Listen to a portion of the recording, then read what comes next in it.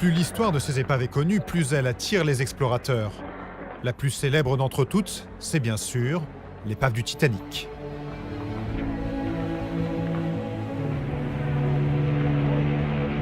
Quand il quitte les chantiers de Belfast au début du XXe siècle, le Titanic est le plus grand navire au monde.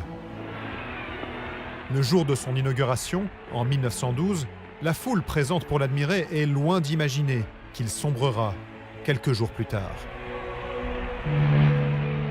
269 mètres de long, 4 cheminées, le Titanic est réputé insubmersible.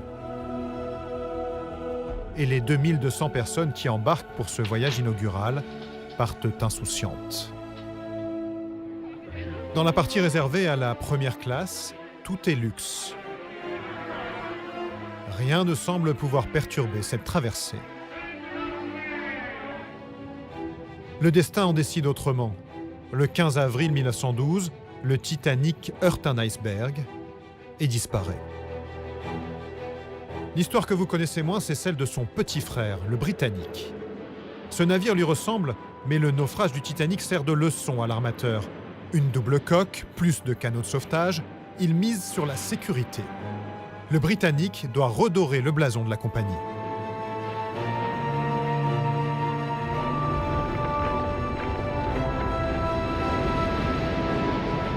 Ce nouveau joyau est dévoilé à la presse en février 1914. Comme pour le Titanic, la foule venue en masse salue ce paquebot présenté comme le plus sûr du monde. Et comme le Titanic, il est réputé insubmersible.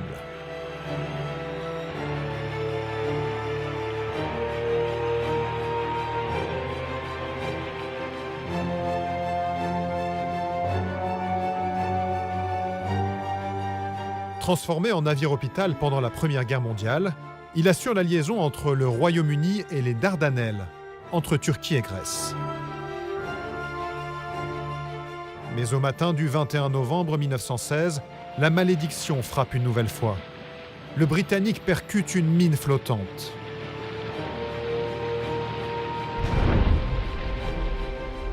Une brèche s'ouvre sur son flanc. Il sombre dans les eaux grecques, à 120 mètres de profondeur.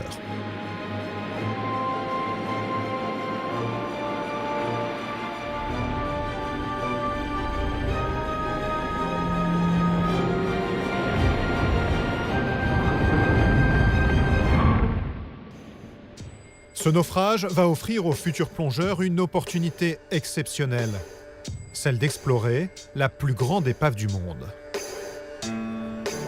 Pour vivre cette expérience inédite, il faut se rendre au cœur des Cyclades. C'est là que le Britannic repose, au large de Kea, une île à la terre brûlée par le soleil, entourée d'eau turquoise. Depuis quelques heures, une bande d'aventuriers est prête à en découdre avec la légende du Britannic. Paolo est là? Christian, il est là, je l'ai vu. Cédric, il est là. C'est bon pour le brief. À la tête du groupe, Aldo Ferrucci, notre chasseur d'épaves. C'est lui qui a tout organisé. Pour cette immersion de l'extrême, il n'a pas le droit à l'erreur. Alors pour l'accompagner, il n'a accepté que des plongeurs de très haut niveau. Ils sont 11, triés sur le volet.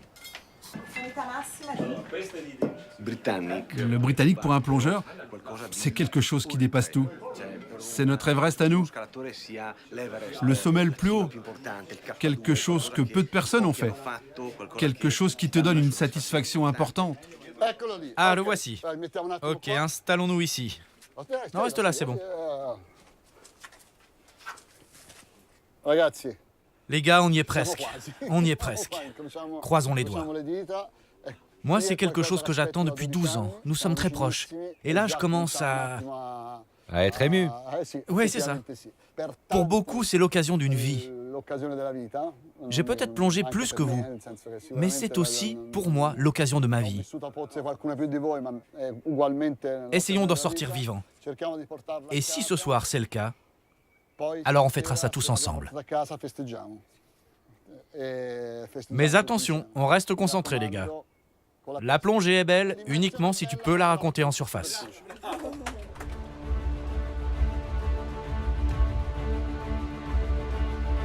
Ici en Grèce, le Britannique est considéré comme un trésor national.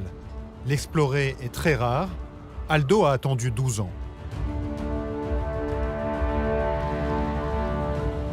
Pour y plonger, il faut une autorisation du gouvernement qui dévie la circulation maritime le temps de l'exploration. Cette autorisation est très difficile à obtenir.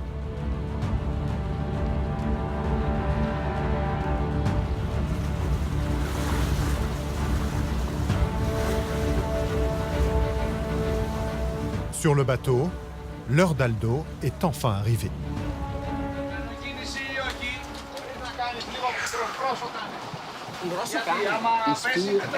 Tout va bien, je suis bien. Ah, c'est quand même beaucoup d'émotions. C'est quelque chose que j'attends depuis si longtemps. C'est un rêve qui se réalise, donc bon, c'est énorme. Cette plongée va durer 3h30. L'épave est à 120 mètres sous l'eau et sur leur dos, ils portent près de 100 kilos de matériel. Chacun se concentre. Se tromper maintenant sur quelque chose, ça peut compromettre la plongée, donc il faut vraiment s'isoler dans sa bulle et ne penser qu'à ça.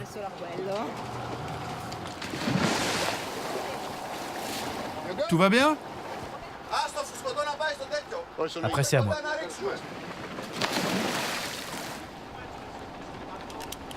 Dernière vérification pour Aldo, avant le grand saut.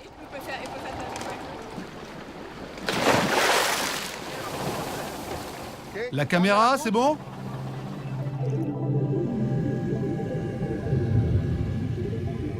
Les explorateurs s'enfoncent dans le bleu, à la rencontre du monstre sacré. Dans cette immensité se dessine l'épave du Britannique.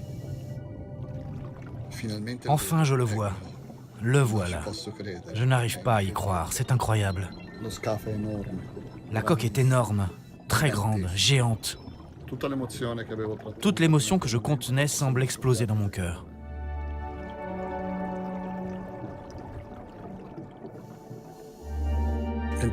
J'avance et mon cœur bat très fort. Un peu à cause de l'effort que je fais face au courant.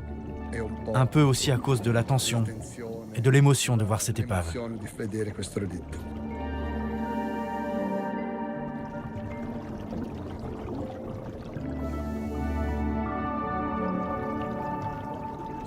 Je suis en train de vivre un moment unique. À 120 mètres, l'histoire s'est arrêtée, comme congelée. Plus d'un siècle est passé depuis le naufrage. Et pourtant, tout est bien conservé. Longeant les 275 mètres, Aldo explore la plus grande épave au monde, accessible en plongée.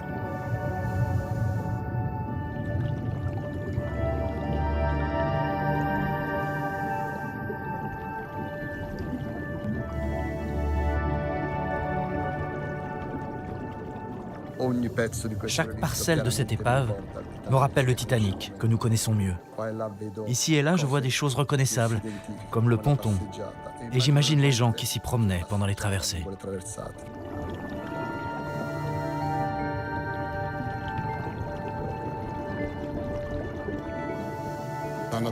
La nature a repris possession de l'épave, lui donnant une seconde vie.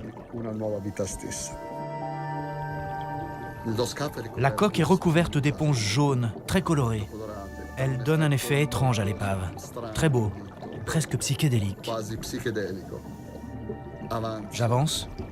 Des milliers de poissons entessent et d'autres, de couleur argentée, croisent mes lumières et donnent un effet incroyable.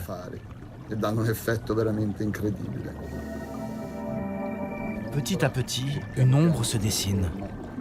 C'est la première hélice, énorme, géante. Elle se détache du bleu.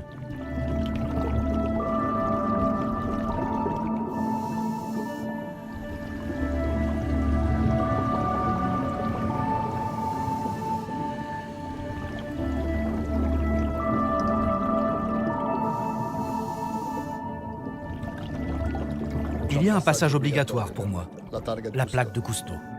Là aussi, il y a beaucoup d'émotions. Je prends le temps de filmer un peu, Je veux rendre hommage au grand commandant qui a découvert le Britannique. C'est beaucoup d'émotions.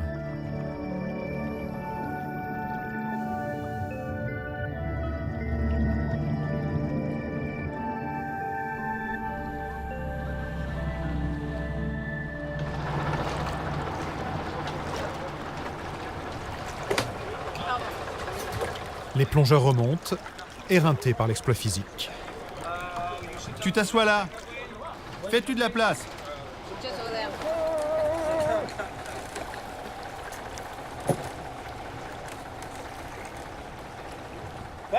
Ça, c'est fait. Et nous voici. C'était magnifique. C'était un rêve. Quand on a vu cette masse sombre qui apparaissait au fond, je forçais avec mon scooter car il y avait beaucoup de courant. Mais quand je l'ai vu, waouh, énorme. Je suis heureux, oui, mais je ne réalise pas. Je n'ai pas sauté en l'air en criant « Ah !» Mais oui, c'était magnifique. C'était exceptionnel. Et puis voir le sourire de chacun, c'est encore mieux. De les voir comme ça, tous heureux, tous contents, je suis hyper content. Bon, on se le fait, notre cri de victoire? Allez, 1, 2, 3.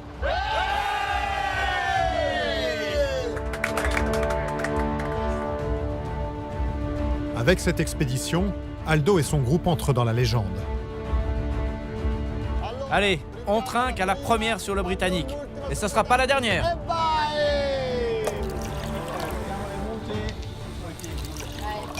Santé. Santé.